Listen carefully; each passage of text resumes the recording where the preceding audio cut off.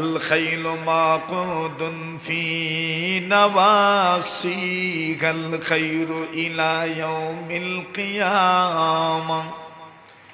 আল্লাহ রাসূল বলেন, ঘোড়া এমন এক মাখলুকের নাম, এমন এক প্রাণীর নাম, কিয়ামত পর্যন্ত ঘোড়ার ললাটে আল্লাহ তাআলা কল্যাণ লিপিবদ্ধ করে রেখেছেন। সুবহানাল্লাহ। ঘোড়া কখনো অকল্যাণ বয়ে আনে না। ঘোড়া কি বয়ে আনে? কল্যাণ। মানব জাতির শরীরে 205টার মতো হাড্ডি আছে, আর ঘোড়ার শরীরে 204টার মতো হাড্ডি আছে।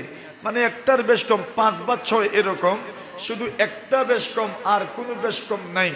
এর অর্থ হলো নারী ঘোড়ার মধ্যে আল্লাহ তাআলা শুধু গলার হাড়টা রাখেন নাই, আর বাকি মানুষের শরীরে যতগুলো হাড় আছে ঘোড়ার শরীরেও ততগুলো হাড় আছে। শুধু ঘোড়ার কি নাই? গলার হাড় নাই, আর বাকি সব হাড় আছে। এজন্য ঘোড়া যে কুরবানি করা হয়, এটাকে শরীয়তের পরিভাষায় নহর বলে। শুধু রগটা কেটে দেওয়া হয়, ঘোড়ার গলায় কি নাই? হাড্ডি নাই। ঘোড়ার গলায় কি নাই? শুধু এই এক হাড্ডি ব্যতীত বাকি সবটা মানুষের সৃষ্টির সাথে ঘোড়ার যেন সমান। সুবহানাল্লাহ বলে কি?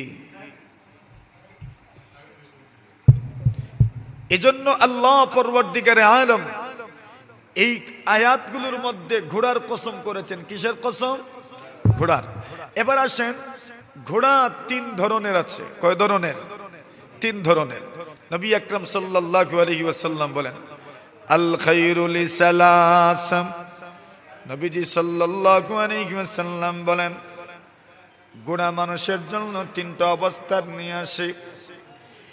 একদল মানুষের জন্য ঘোড়া সওয়াবের কারণ। কেউ যদি ঘোড়া লালন পালন করে, নবীজি সাল্লাল্লাহু আলাইহি ওয়াসাল্লাম বলেন, ওই ঘোড়া তার জন্য সওয়াবের কারণ। নবীজি সাল্লাল্লাহু আলাইহি ওয়াসাল্লাম বলেন, আরেকদল মানুষের জন্য ঘোড়া সওয়াবের কারণ নয়, কিন্তু তার জন্য গুনাহ মাফির কারণ। 3 নম্বর নবীজি বলেন, আরেকদল মানুষের জন্য ঘোড়া গুনাহের কারণ। কয়টা হইছে?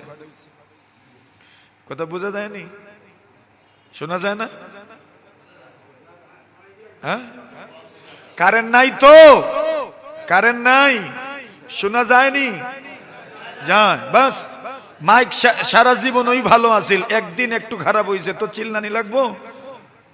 একটু মাইক কারেন্ট নাই, এই জন্য একটু সমস্যা হইতেই পারে। মাইক তো সব দিনই ভালো, কি কোন? আবার শোনা যায় না? তো আজকে একটু সময়ের জন্য শোনা যাচ্ছে না, ওইটা সাময়িক সমস্যা। আসেন, ঠিক হবে, সব ঠিক হবে, টেনশন করেন না, হুলস্থুল করেন না। নবী আকরাম সাল্লাল্লাহু আলাইহি ওয়াসাল্লাম বলেন, ঘোড়া কয় জাতের? একদল মানুষের জন্য যারা ঘোড়া পালে, ঘোড়া যারা লালন পালন করে, বলছেন একদল মানুষের জন্য তার ঘোড়া লালন পালন তার জন্য নেকির কারণ। কিসের কারণ? নেকির কারণ। আর আরেকদল মানুষের জন্য ঘোড়া লালন পালন করা নেকি তো হয় না, তবে গুনাহ মাফ হয়। কি হয়?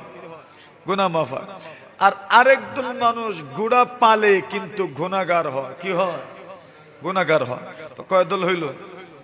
3 দল। একদল মানুষ ঘোড়া পালে, বিনিময়ে নেকি পায়, আর আরেকদল মানুষ ঘোড়া পালে, বিনিময়ে নেকি তো হয় না, তবে আল্লাহ তাআলা তার গুনাহ মাফ করে। আর আরেকদল মানুষ ঘোড়া পালে কিন্তু তার গুনাহ হয়। কি হয়?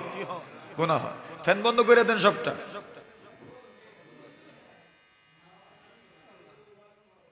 জনাবে রাসূলুল্লাহ সাল্লাল্লাহু আলাইহি ওয়াসাল্লাম বলেন, একদল মানুষের জন্য ঘোড়া নেকির কারণ। কার জন্য? রাজুলুন রাবাতাহা ফি সাবিলিল্লাহ। আল্লাহর নবীজি বলেন, যে ব্যক্তি ঘোড়া পালল আল্লাহর রাস্তায় জিহাদে নিয়ে যাওয়ার জন্য, আল্লাহর রাস্তায় যুদ্ধ করার জন্য যে ব্যক্তি ঘোড়া লালন পালন করলো, কি বুঝলেন? ইসলাম আপনাকে শেখায় দিচ্ছে শুধু আল্লাহর উপর ভরসা করলে বেঈমানদের মোকাবেলা করা যাবে না।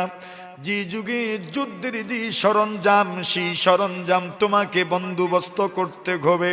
কেন? প্রতি যুগে প্রতিরক্ষার জন্য সরঞ্জাম দিয়ে আপনাকে ব্যবস্থা করতে হবে। এই যুগটা ছিল ঘোড়া দিয়ে যুদ্ধ হতো। এই জন্য আল্লাহ পরমার্থিকারে আলম ঘোড়ার কথা বলেছেন। আল্লাহ তাআলা কোরআনে মাজিদের মধ্যে ঘোষণা করেন, ওয়া আ'ইদ্দু লাকুম মাসতাতাতুম মিন কুওয়া। আল্লাহ বলেন তোমরা শক্তি যোগান করো, শক্তির যোগান নাও, শক্তি জোগাড় করো, তোমরা শক্তি সঞ্চয় করো। যদি বেঈমানদের বিরুদ্ধে যুদ্ধ করতে হয়, তবে তো শক্তি যদি সঞ্চয় না করো, কি দিয়ে যুদ্ধ করবা? সেই যুগে সঞ্চয় করার মতো ছিল ঘোড়া। এই জন্য ঘোড়ার কথা বলেছেন। যে যুগে ড্রোন, সেই যুগে ড্রোন। আর যে যুগে পারমাণবিক, সেই যুগে তোমাকে পারমাণবিক শক্তিধর হতে হবে, ঠিক কিনা? যেই যুগে যেই অস্ত্র, সেই অস্ত্রের সরঞ্জাম মজুদ তোমার কাছে থাকতে হবে, নতুবা কেউ তোমাকে ভয় পাবে না। কথা কোন ঠিক না বেটি? যেই রাষ্ট্র পারমাণবিক শক্তিধর, এদেরকে সবাই সালাম করে। মাতুন না আপনারা? কেন সালাম করে? বলে পারমাণবিক শক্তিধর। এজন্য বর্তমান দুনিয়াতে যারা পারমাণবিক শক্তিধর হতে চায়, এদেরকে উঠতে দেওয়া হয় না। বিভিন্নভাবে অবরোধ এদের উপর আরোপিত করা হয়, যাতে করে কেউ অন্যের মাথা ব্যথার কারণ না হয়। এরাই যেন সুপার পাওয়ার থাকে। আর এগুলো ঢেম কেয়ার করতে হবে, যুদ্ধের জন্য প্রস্তুতি গ্রহণ করতে হবে, ঠিক না বে ঠিক? নবী আকরাম সাল্লাল্লাহু, আপনি ভাবছেন মনে হয় যুদ্ধ করবেন না, কইরেন না, যুদ্ধ না করবেন, নিজেকে জড়াতে হবে না।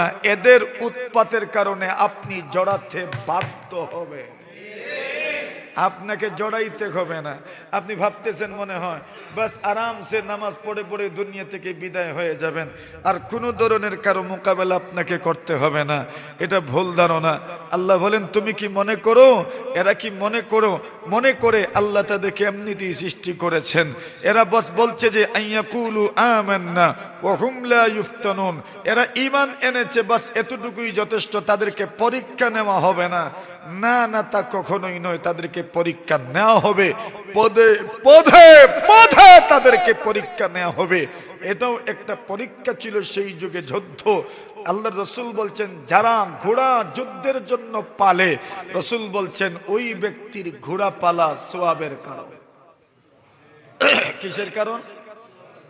কি পরিমাণ সওয়াব হয় ওই কথাটাও বুঝেন। আল্লাহ রসুল বলেন ওই ব্যক্তি তার ঘোড়াকে দীর্ঘা, বুঝুননি আপনারা? দীর্ঘা দিল। রসুল বলছেন দীর্ঘা যত লম্বা করব আর যত জায়গা চষে বেড়াবে ওই ঘোড়া, আল্লাহ রসুল বলছেন আল্লাহ পাক ওই ঘাস খাওয়ার কারণে তার আমলনামায় নেকি দান করবেন। রসুল বলছেন ওই ঘোড়া যদি দীর্ঘা ছিঁড়েও ফেলে, কি করে? ঘোড়া যদি গরু দীর্ঘা ছিঁড়ে না, যদি রশ্মি ছিঁড়ে ফেলে, যদি ঘোড়া অথবা গরু অথবা উট অথবা যে কোনো মাখলুক আপনি রশ্মি দিয়ে বেঁধে রেখেছেন, চারণভূমিতে চড়ানোর জন্য, ঘাস খাওয়ার জন্য দিয়েছেন, যদি রশ্মি ছিঁড়ে ফেলে, ফাস্তান্নাত শারাফান আও শারফাইন, এক টিলা বা দুই টিলা ঘুরে আসলো, আপনার ইচ্ছা ছিল না, আপনার নিয়ত ছিল না, রসুল বলছেন ওই টিলা ঘুরে ঘাস খাওয়ার কারণে আল্লাহ তোমার আমলনামায় নেকি দিবেন। রসুল বলছেন ওই ঘোড়া, উট বা গরু যদি কোনো নহরের, নদীর পাশ দিয়ে যায় আর পানি পান করে আসে, আল্লাহ এরপরেও আপনার আমলনামায় নেকি দান করবেন। এমন ঘোড়া যে পালে তার জন্য সওয়াবের কারণ। 2 নম্বর, এমন ঘোড়া যেই ঘোড়া মানুষ পালে শুধু আর্থিকভাবে লাভবান হওয়ার জন্য। কি হওয়ার জন্য? আর্থিকভাবে লাভবান হওয়ার জন্য। রসুল বলছেন আর্থিকভাবে লাভবান হওয়া, আর্থিকভাবে সচ্ছল হওয়া শরীয়তের দৃষ্টিতে অত্যন্ত গুরুত্বপূর্ণ নেকির কাজ। সুবহানাল্লাহ। আর্থিকভাবে অসচ্ছল হওয়ার চাইতে আর্থিকভাবে সচ্ছল হওয়া শরীয়তের দৃষ্টিতে কি? নেকির কাজ। শুধু নেকির কাজ নয়, নিজে নিজের পরিবার পরিজনকে, আওলাদদেরকে সচ্ছলভাবে রেখে যাওয়া উত্তম আমল। এজন্য সব দিয়ে দিবেন আল্লাহ রাস্তায় নিষেধ করা হয়েছে। আল্লাহ রসুল বলেন তুমি তোমার ওয়ারিসদেরকে, ফরাজদারদেরকে, তুমি তোমার ওয়ারিসদেরকে গরিব রেখে যাবে, যে মানুষের কাছে হাত পাতবে, এটার চাইতে উত্তম হইল আনতাদারা ওয়ারাসাতাকা আগনিয়া, ধনী অবস্থায় রেখে যাওয়া আপনার জন্য উত্তম। সুবহানাল্লাহ। কথাগুলো বুঝে আসছে নি আপনাদের? হ্যাঁ, যদি আবু বকরের মতো ঈমান হয় তো দিয়া দাও সব আল্লাহর রাস্তায়। কি দেখুন আপনারা, আবু বকরের মতো ঈমান আসেনি, থাকলে দিলাও। আবু বকরের মতো ঈমান যদি হয় সব আল্লাহর রাস্তায় দিয়ে দেও, আপত্তি নাই। আর আবু বকরের মতো ঈমান যদি না হয়, আজকে সব দিয়া কালকেই হাত পাতবা, তুমি দিও না। কথা বুঝে আসছে? আজকে দিয়ে দিলেন, কালকেই মানুষের কাছে হাত পাতলেন, তোমার জন্য সব দেওয়ার মাসআলা নয়। সব দিবে কে? যার ঈমান কার মতো? আবু বকরের মতো, যিনি বলেছিলেন আমি আমার ঘরে আল্লাহ এবং তার রাসূলকে রেখে এসেছি। সুবহানাল্লাহ। এমন ঈমান যদি হয় সব দিয়ে দাও। আর এমন ঈমান যদি না হয়, তাহলে নিজের প্রয়োজন অতিরিক্তটা দেও, তুমি সহ্য করতে পারবে না। এখন দেখেন যে কথাটা বলতে চাই, আল্লাহ রাসূল বলছেন ওই ব্যক্তি, যে ব্যক্তির জন্য ঘোড়া পালা নেকির কারণ নয় কিন্তু গুনাহ মাফের কারণ। কে? রাসূল বলছেন যেই ব্যক্তি ঘোড়া পাললো আর্থিকভাবে সচ্ছল হওয়ার জন্য, রাসূল বলছেন তার ঘোড়াগুলো তার জন্য তার গুনাহ মাফের কারণ হয়। সুবহানাল্লাহ। আর আরেক দল মানুষের জন্য ঘোড়া গুনাহের কারণ। কার জন্য? যেই ব্যক্তি ঘোড়া প্রস্তুত করে ঘোড় দৌড়ের জন্য। কার জন্য? জোরে কোন? ঘোড় দৌড় বুঝুননি আপনারা? আসেনি তো আমরা দেশ ঘোড় দৌড় প্রতিযোগিতা আসেনি? রাসূল বলছেন যেই ব্যক্তি ঘোড় দৌড়ের জন্য ঘোড়া পালে, ঘোড়া রাখে, যেই ব্যক্তি ঘোড় দৌড়ের জন্য অথবা ইসলাম ও মুসলমানদের বিরুদ্ধে যুদ্ধ করার জন্য ঘোড়া পালে, রাসূল বলছেন এই ঘোড়া তার জন্য গুনাহের কারণ। কিসের কারণ? গুনাহের কারণ। তাহলে ঘোড়া সম্পর্কে মোটামুটি কয়েকটা কথা আমরা জানতে পারলাম। এই কথাগুলো জানার পরে কি মনে হচ্ছে যে ঘোড়ার কসম করা আল্লাহর জন্য অত্যন্ত কৌশল এবং অত্যন্ত সূক্ষ্ম একটা বিষয় আমাদের সামনে প্রস্ফুটিত হচ্ছে যে ঘোড়ার কসম আল্লাহ কেন করলেন? বলে ঘোড়ার চাইতে এত বাধ্য মখলুক দুনিয়াতে দ্বিতীয়টা পাওয়া যায় না। সুবহানাল্লাহ বলেন। ঘোড়ার চাইতে বাধ্য কোন মখলুক দুনিয়াতে পাওয়া যায় না।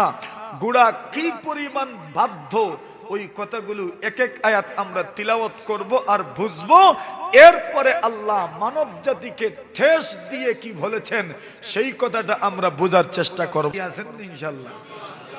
মূল কথা আমাদের ঘোড়ার নয়, ঘোড়ার কথা আমরা বুঝবো, শুনবো, আর এরপরে আল্লাহ কি বলতে চান সেই কথাটা আমরা অনুভব করব। আল্লাহ তৌফিক দান করেন, বলেন আমিন। আল্লাহ বলেন ওয়াল্লাদিয়াতি দাবহা। আল্লাহ বলেন এমন ঘোড়ার শপথ, এমন ঘোড়ার কসম, যে ঘোড়াটি ঊর্ধ্বশ্বাসে দাবমান হয়, ঊর্ধ্বশ্বাসে দৌড়ায়। কোন ঘোড়ার কসম? যেই ঘোড়া ঊর্ধ্বশ্বাসে দৌড়ায়। সুবহানাল্লাহ বলেন। যেই ঘোড়া ঊর্ধ্বশ্বাসে দৌড়ায়, যেই ঘোড়া ঊর্ধ্বশ্বাসে দৌড়ায়, দ্রুত গতিতে দৌড়ায়, সেই ঘোড়ার কসম করেছেন কে? শুধু ঘোড়ার কসম না, যেই ঘোড়া দ্রুত দৌড়ায় সেই ঘোড়ার কসম। কোন ঘোড়ার কসম? দ্রুত দৌড়ায়। দ্রুত কেন দৌড়ায়? বুঝাই যাচ্ছে এটা যুদ্ধের ঘোড়া। সুবহানাল্লাহ। কিসের ঘোড়া? যুদ্ধের ঘোড়া। যুদ্ধে যাওয়া, আপনাকে যদি বলা হয় চলো যুদ্ধে যাই, একটা ইসলাম বিরোধী আন্দোলনের জন্য স্লোগানে যাই, যাইবেন না? বিশ্বাস আছে আমাদের? যাইবেন না আপনি। কেন? বলে যাইতাম যে কত মানুষের চোখের বালি হতে হবে আমাকে, এজন্য আপনি যাবেন না। আপনি অজুহাত বের করবেন কিভাবে না যাওয়া যায়, এই চিন্তা আপনি করবেন। কথা বলেন ঠিক না বেঠিক? যুদ্ধে যাওয়া তো দূরের কথা, সাধারণ আন্দোলন সংগ্রামে আপনি যাবেন না, আমি যাব না। যুদ্ধে যাওয়া তো দূরের কথা, কিন্তু একটা ঘোড়া, যেই ঘোড়া তার মালিক বলে চল যুদ্ধের ময়দানে, ঘোড়া কোনোদিন অভিযোগ করলো না, ঘোড়া কোনোদিন উজর পেশ করলো না, ঘোড়া কোনোদিন অজুহাত পেশ করলো না, আমি যেতে পারবো না, আমার এই উজর সেই উজর। মালিক যখন বলে চলো যুদ্ধে যাই, ঘোড়া বলে আমি প্রস্তুত আছি। বলে কিনা? হ্যাঁ, আপনি ব্যবসা বাণিজ্যের জন্য ঘোড়া নিয়ে যাবেন, সফর করবেন ব্যবসা করার জন্য, ঘোড়া বলে আমি প্রস্তুত আছি। শুধু আনরিস্কের বিষয় নয়, অত্যন্ত ঝুঁকিপূর্ণ কাজ, অত্যন্ত রিস্কি কাজে আপনি যখন ঘোড়াকে বলবেন, ঘোড়া বলবে আই এম রেডি, আমি প্রস্তুত। কোনদিন কি ঘোড়া বলছে আজকে পারতাম না? জোরে কর। নাকি কইছে কোনোদিন পা সামনের দিকে নিয়ে যায় নাই, পিছন দিকে টান দিছে কোনোদিন? না না, মালিক পিছু টান দিতে পারে, ঘোড়া কোনোদিন পিছু টান দেয় না। এজন্য কেউ তো বলেন ঘোড়া তো এক হাঁটু এক পা দাঁড় করে ঘুমায়। কেন ঘুমায়? যেন মালিক বলতে দেরি হবে, প্রস্তুত হতে যেন দেরি না হয়। ঘোড়া প্রস্তুত হতে যেন দেরি না হয়। আল্লাহ বলেন ওয়াল্লাদিয়াতি দাবহা। আল্লাহ বলেন নবী এমন ঘোড়ার কসম যেই ঘোড়াগুলো ঊর্ধ্বশ্বাসে দৌড়ায়, ঊর্ধ্বশ্বাসে দৌড়ায়। ঊর্ধ্বশ্বাস বলতে কি মুফাসসিরিনে কেরাম বলেন দ্রুত দৌড়ানোর কারণে ঘোড়ার থেকে যে আওয়াজ বের হয় ওই আওয়াজকে বলা হয় দাবহন। ওয়াল্লাদিয়াতি দাবহা। আল্লাহ বলেন এমন ঘোড়ার কসম যে ঘোড়া দ্রুত দৌড়ায়, দ্রুত দৌড়ায়, এমন ভাবে দ্রুত যায় সামান্য পরিমাণ পিছপা হতে চায় না, পিছপা হতে চায় না। আল্লাহ পাক প্রথম কসম করেছেন এমন ঘোড়ার ব্যাপারে। আল্লাহ তার বৈশিষ্ট্য বর্ণনা করেছেন ঊর্ধ্বশ্বাসে যে ঘোড়া দৌড়ায়। আব্দুল্লাহ ইবনে আব্বাস রাদিয়াল্লাহু তাআলা আনহুমা বলেন আল্লাহর জমিনে তিনটা মাখলুক এমন আছে যে মাখলুকে দৌড়ানোর সময় এমন আওয়াজ তাদের থেকে বের হয়। একটা মাখলুকের নাম হলো কুকুর, আর একটা মাখলুকের নাম হলো শিয়াল, আর একটা মাখলুকের নাম হলো ঘোড়া। এই তিনটা মাখলুক যখন দ্রুত গতিতে দৌড়ায় তখন তাদের থেকে এমন আওয়াজ বের হয় দুনিয়ার অন্য কোন মাখলুক থেকে এমন আওয়াজ বের হয় না। ওই আওয়াজের মাধ্যমে বুঝে দিলেন এরে বান্দা বান্দি শুনো, ঘোড়াগুলো যখন মালিক যুদ্ধের ময়দানে নিয়ে যেতে চান এদের সামান্য অলসতা থাকে না। মালিক যত দ্রুত দৌড়াইতে চায় ঘোড়াগুলো তত দ্রুত দৌড়ায়। একটু অলসতা নাই, এমন ঘোড়ার কসম আল্লাহ করেছেন। ঘোড়ার এক নম্বর গুণ মনে আসেনি? থাকবো নি মনে? আচ্ছা মাশাআল্লাহ। এবার আসেন দুই নম্বর গুণ ওয়াল্লাদিয়াতি দাবহা ফালমুরিয়াতি কাদহা। আল্লাহ বলছেন এমন ঘোড়ার শপথ যেই ঘোড়াগুলো দৌড়ানোর ফলে, কিসের ফলে? দৌড়ানোর কারণে তাদের পায়ের খুর যখন প্রস্তরময় পাথরময় জমিনে লাগে তখন তাদের খুরের ঘর্ষণে, খুরের আঘাতে, খুরের ঘষায় অগ্নিস্ফুলিঙ্গ নির্গত হয়। সুবহানাল্লাহ বলেন। বুঝাইতে পারি নাই মনে হয়, না বুঝছেন কিছু? কি বুঝছেন?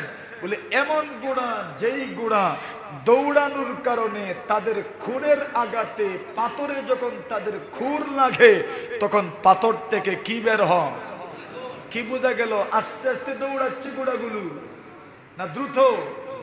কার কারণে? মালিকের কথায়, মুনিবের কথায় দ্রুত দৌড়াচ্ছে। দৌড়ানোর গতি কি পরিমাণ যে দৌড়ানোর কারণে আগুন কি হচ্ছে? বের হচ্ছে পাথর থেকে, খুর লাগছে পাথরে, আর পাথর থেকে অগ্নিস্ফুলিঙ্গ নির্গত হচ্ছে। মুফাসসিরিনে কেরাম বলেন ওই ঘোড়াগুলো যখন দৌড়ায় তখন অগ্নিস্ফুলিঙ্গ নির্গত হয়, আগুন নির্গত হয়।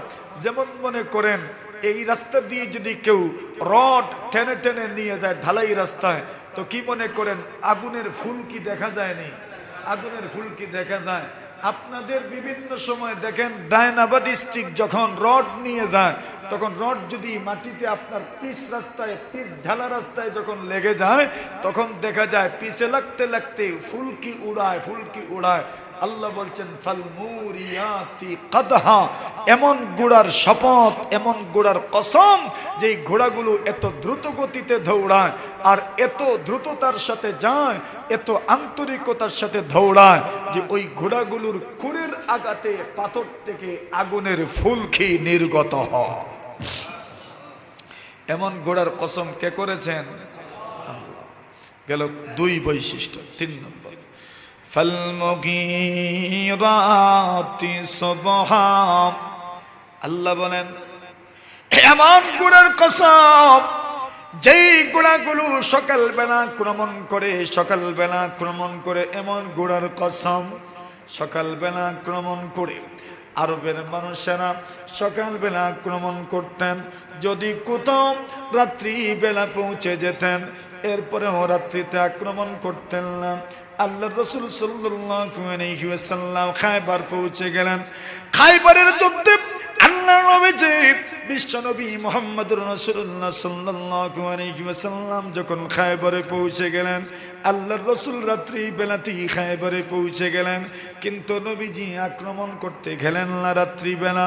সকাল বেলা আল্লাহর রাসূল সাল্লাল্লাহু আলাইহি ওয়াসাল্লাম দেখেন ইহুদিরা তাদের কেলনা ঘুলুর থেকে বের হয়েছে, কুদান নিয়ে টুকরি নিয়ে খেতে যায়। আল্লাহ রাসূল সাল্লাল্লাহু আলাইহি ওয়াসাল্লাম তখন জোরে তাকবীর দিলেন, আল্লাহু আকবার বলে রাসূল তাকবীর দিলেন, আল্লাহু আকবার খারিবাত খায়বার, আল্লাহু আকবার খারিবাত খায়বার। আল্লাহ সবার চেয়ে বড়, খায়বার বিরান হয়ে যাবে, খায়বার উচার হয়ে যাবে, খায়বার ধ্বংস হয়ে যাবে। এরপর রাসূল সাল্লাল্লাহু আলাইহি ওয়াসাল্লাম বলেন, ইন্না ইযা নাযালনা বিসাহাতি কওমিন ফাসাআ সাবাহুল মুনযারিন। আল্লাহ রাসূল জোরে তাকবীর দিলেন। যেই মাত্র রাসূল জোরে তাকবীর দিয়েছেন, এমনিতেই ইহুদিরা বলাবলি করতে লাগলো, জা মুহাম্মাদুন ওয়াল্লাহি ওয়াল খামিস। ইহুদিরা বলতে শুরু করলাম, কসম আল্লাহর, মুহাম্মদ এসেছেন, বিশাল বাহিনী নিয়ে এসেছেন, প্রত্যেকেই যার যার কেল্লার ভিতরে প্রবেশ করল আত্মরক্ষার জন্য। নবীজি সাল্লাল্লাহু আলাইহি ওয়াসাল্লাম রাত্রে আসার পরেও রাত্রিবেলা আক্রমণ করেন নাই। আল্লাহর রাসূল ফজরের পরে আক্রমণ করেছেন, সকালবেলা আক্রমণ করেছেন। এমনকি রাসূলুল্লাহ সাল্লাল্লাহু আলাইহি ওয়াসাল্লাম কোন এলাকায় যখন যুদ্ধের জন্য যেতেন, রাসূলুল্লাহ ফজর পর্যন্ত অপেক্ষা করতেন। যদি আজান শুনতেন তবে বলতেন মুসলমান আছে, আক্রমণ করা যাবে না। আর যদি আজান শুনতেন না তখন বলতেন মুসলমান নাই, আক্রমণ করতেন সকালবেলা। মেরে মোহতরম হাজিরিন, এখনো তো আমাদের সমাজে কিছু মসজিদ এমন আছে যে মসজিদগুলোতে আজান দেওয়ার মতো মানুষ নাই। কতক্ষণ? এই জন্য কোনো মসজিদ যেন আজান ঘেন্না তাকে দৃঢ় সংকল্প করতে হবে, কোনো মসজিদ যেন আজান ঘেন্না হয়। সব মসজিদগুলো থেকে যেন আজান আল্লাহ তাআলা উচ্চারিত করেন, সব মসজিদগুলো থেকে যেন আজানের ধ্বনি বের হয়, সেই বিষয়টা আমাদেরকে খেয়াল রাখতে হবে। আসুন একটু সামনে চলি। নবীজি সাল্লাল্লাহু আলাইহি ওয়াসাল্লামের আদত, নবীজির অভ্যাস, আরব জাতির অভ্যাস, সকালবেলা আক্রমণ করতেন। আচ্ছা বলেন তো দেখে, সারা রাত সফর করতে করতে সকালবেলা আক্রমণ করার মোড থাকেনি? সারা রাত সফর করলেন, সারা রাত ভ্রমণ করলেন, সফরের ক্লান্তি যখন আপনাকে বর করবে তখন সকালবেলা আক্রমণ করার আপনার কোনো অবস্থা থাকবে না, একটু ঘুমাইবার মন চায়। কিন্তু আল্লাহ বলেন ফালমুগীরাতি সুবহা, ওই গুণাগুলো সারা রাত সফর করে, সারা রাত সফর করে ঊর্ধ্বশ্বাসে দৌড়ায়, দ্রুত গতিতে দৌড়ায়, এমনকি তাদের কুড়ির আঘাতে পাথর থেকে আগুনের ফুলকি পর্যন্ত বের হয়, কি পরিমাণ দ্রুততার সাথে দৌড়ায়। কিন্তু ওই ঘোড়াগুলোকে যখন মালিক সকালবেলা আক্রমণ করার জন্য বলেন, একটা ঘোড়াও কোনোদিন বলল না শরীরে বড় জ্বর লাগছে, শরীরে বড় জ্বর উঠেছে, শরীরে বড় তাপ উঠেছে, আমি আক্রমণ করতে পারবো না। মালিক বলতে দেরি হয়, ঘোড়াগুলো আক্রমণ করতে সেকেন্ড তো দেরি করে না, ঠিক কিনা? আল্লাহ বলছেন ফাল মুগীরাতিস সুবহা, সকালবেলা দেখেন না আমাদের শরীরে কি যে করে, শুধু ঘুমাইবার মন চায়, ঠিক না বেটি? শুধু ঘুমাইবার মন চায়, শুধু ঘুমাইবার মন চায়, শুধু ঘুমাইবার মন চায়, উঠতে ভালো লাগে না। অথচ রাত্রে কি করেছেন? একটু ফেসবুক টিপাইছিলেন আর কি। আরে কথা কোন ঠিক না বেটি? একটু ফেসবুক আপনি দেখছিলেন, এখন সকালবেলা আর উঠতে পারেন না। আর এই ঘোড়াগুলো কি করেছে? সারা রাত সফর করেছে, সারা রাত সফর করেছে, তাও একবারে সোজা রাস্তা নয়, উঁচা নিচা রাস্তা, একবার এমন রাস্তা যে রাস্তাগুলোর উঁচা নিচার কোনো শেষ নাই। এত কঠিন রাস্তা পাড়ি দিয়ে সকালবেলা মালিক যখন বলে আক্রমণ করার জন্য, আল্লাহ বলেন কিভাবে আক্রমণ করে তাও তো বুঝো। এটা শুধু আমি বললে হবে না, আমার আল্লাহ কি বলছেন তা বোঝার দরকার, ঠিক না বেঠিক? কথাগুলো বুঝে আসতেছেনি, মূল কথা সামনে রয়ে গেছে। এটা তো আল্লাহ কসম করেছেন ঘোড়ার, আর ঘোড়ার গুণ আল্লাহ বর্ণনা করেছেন। ওই গুণগুলো মনে রাখেন। আল্লাহ বলছেন ফাআসারনা বিহি নাকা, আল্লাহ বলছেন ওই ঘোড়াগুলো সকালবেলাই তো আক্রমণ করে। সকালবেলা যখন আক্রমণ করতে যায়, সাধারণত দেখবেন আপনি, যদি আপনার চৈত্র মাসও হয়, ফাল্গুন মাসও হয়, মাঘ মাসও হয়, সারাদিন দেখবেন রৌদ্র থাকে, বালু উড়ে, কিন্তু সকালবেলা রাত্রের কুয়াশার কারণে, সকালের কুয়াশার কারণে বালুর উপরের অংশ ভিজে যায়, এজন্য সাধারণত এত বেশি ধুলা উড়ে না, ঠিক না বেঠিক? কিন্তু আল্লাহ বলছেন সকালবেলা আক্রমণ করে, কিন্তু এরপরেও তাদের আক্রমণের গতি এত বেশি হয়, আক্রমণের তীব্রতা এত প্রচন্ড হয়, এত আক্রমণাত্মক ভাবে এই ঘোড়াগুলো আক্রমণ করে, যে আক্রমণের তীব্রতার কারণে, যেই বালুর উপরে কুয়াশা অথবা পানি পড়ে যাওয়ার কারণে ওই বালু আর ওই বালুগুলো একবারে বসে গিয়েছে। ওই বালুগুলো এমন ভাবে উড়াউড়ি করে, এমন ভাবে উড়াউড়ি করে, এমন ভাবে উড়াউড়ি করে, বোঝা যায় যেন রৌদ্র, বোঝা যায় যেন গরম, অথচ সকালবেলা আক্রমণ করছেন। কিন্তু এদের তীব্রতা, আক্রমণের প্রচন্ডতা এত বেশি হয় যে চতুর্পার্শ্ব দোলাচ্ছন্ন হয়ে যায়। সুবহানাল্লাহ। চতুর্পার্শ্ব কি হয়ে যায়? কি বোঝা গেল? ওই ঘোড়াগুলো আক্রমণ করে যখন একটু অলসতা প্রকাশ করে না, খুব হিম্মতের সাথে আক্রমণ করে।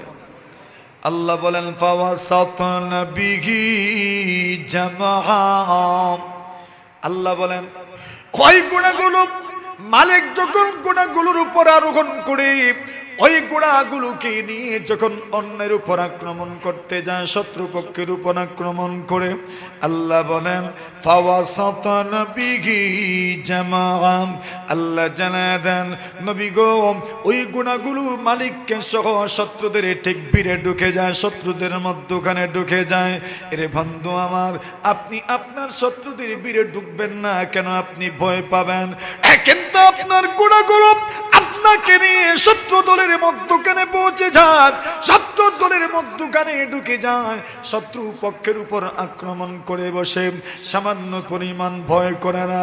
কোন ঘোড়া আজ পর্যন্ত বলল না মালিক মনিব, যে শত্রুদের বিরুদ্ধে যুদ্ধ করতে যাচ্ছ এরা বড় সবল, এরা বড় প্রশিক্ষণ প্রাপ্ত, আমি পারবো না, আমি পারবো না, এই কথা বলে নাই।